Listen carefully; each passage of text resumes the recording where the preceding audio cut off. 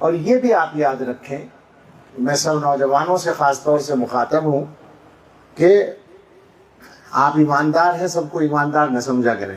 Face بک بھی نہیں چلاتا ہوں ذاتی طور پر، لیکن فیس بک پر یا اور چیزوں پر آپ کی دوستی ہو جاتی ہے اور بعد میں پتہ چلتا ہے وہ لڑکا تھا یا لڑکی تھی، وہ معلوم ہی نہیں، بعد میں کچھ اور کھلتا ہے، جو نظر آ رہا تھا وہ کچھ اور تھا۔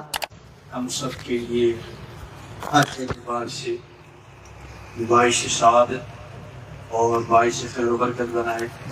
اللہ تعالیٰ حضرت کی تشریف آوری کو اپنی بارگاہ میں قبول فرما کر ہم سب کے لیے کمال ایمان، کمال ہدایت اور کمال استقامت کا ذریعہ بنائے۔ حضرت سے درخواست ہے کہ اپنی عظیم نصیحت مسلم کو مستفید کریں۔ اللہ تعالیٰ کا شکر ادا کرتے ہیں کہ اس مبارک ادارے میں حاضری کا موقع ملا، جہاں حضرت مولانا مفتی عبدالرشید صاحب دامت برکاتہم جیسی بزرگ شخصیت تشریف فرما ہے اور ان کا فیض یہاں سے جاری ہے، اور جہاں اس علاقے کی علمی رونق جہاں سے قائم ہے، اور میرے بہت سے عزیز ترین احباب مولانا ظہور صاحب اور دوسرے فضلاء دارالعلوم یہاں مصروف خدمت ہیں، میرے لیے انتہائی مسرت اور خوشی کا موقع ہے۔ بہت ہی گناہ گار اور معمولی سا ایک طالب علم ہوں۔ اللہ تعالیٰ کی قدرت ہے، اللہ کا اختیار ہے، جس سے جو چاہے کام لیتے ہیں وہ ان کے ہاتھ میں ہے۔ تو میرے ذمہ یہ ڈیوٹی ہے کہ میں کچھ ان جوانوں سے عرض کروں جو جمع ہیں بڑی تعداد میں۔ برکت تو مفتی صاحب کی ہے، لیکن برکت میں ہم بھی شریک ہو گئے۔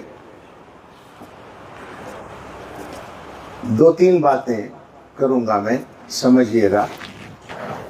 اور پہلی بات یہ کہ یہ زمانہ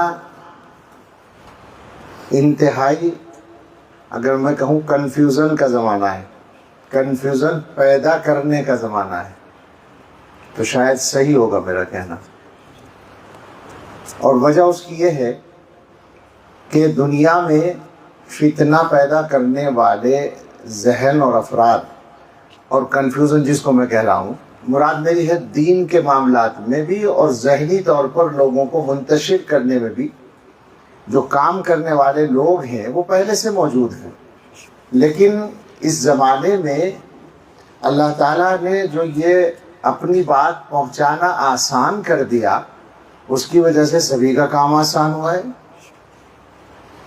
ہمیں یاد ہے، ہم مفتی صاحب اور ہم اس نسل سے ہیں کہ جب لینڈ لائن فون بھی نہیں تھے گھروں میں، اور صاحب خط لکھا جاتا تھا، گھر سے جب آتے تھے مدرسے تو والدہ کی سب سے بڑی تاکید یہ ہوتی تھی کہ جاتے ہی خط لکھ دینا خیریت سے پہنچنے کا۔ اور ہم کوشش کرتے تھے، اکثر یہ کرتے تھے ہم، کہ گھر سے ہی کارڈ لے کر آتے تھے۔ وہ 15 پیسے کا کارڈ ہوتا تھا، پوسٹ کارڈ، اور اس پر پتہ بھی لکھ کے رکھ لیتے تھے پہلے ہی مدرسے پہنچتے ہی، تاکہ جلدی سے ہم ڈال سکیں۔ اسی دن کی ڈاک سے کوشش کرتے تھے خط چلا جائے۔ اور کبھی کبھی ایسا ہوتا تھا، ہم گنگوں میں پڑھے زیادہ، پھر دیوبند میں پڑھے، تو وہاں سے بجنور ہمارے گھر تیسرے دن اگر خط پہنچ گیا تو بڑی خوشی ہوتی تھی گھر والوں کو کہ بہت جلدی خیریت معلوم ہو گئی۔ آج کا حال دوسرا ہے۔ حضرت مولانا علی میاں نور اللہ مرقدہ نے کہیں لکھا تھا کہ پہلے زمانے میں فتنے بیل گاڑی کی رفتار سے آتے تھے، اب ہوائی جہاز کا زمانہ ہے تو اس کی رفتار سے آتے ہیں۔ لیکن ظاہر ہے کہ اب یہ بات بھی پیچھے چلی گئی۔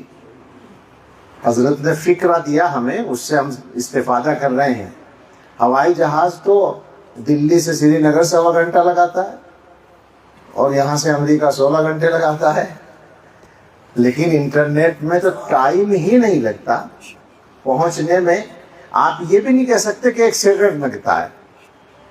یہاں اس وقت بات ہو رہی ہے، دنیا میں جس نے بھی جو بھی مربوط ہے وہ سن رہا ہے۔ تو یہ جو آسانی ہے یہ اللہ کی نعمت بھی ہے، نعمت تو ہے ہی، لیکن اس کے استعمال کے سلسلے میں انسان کو اختیار ہے کیسے کرے۔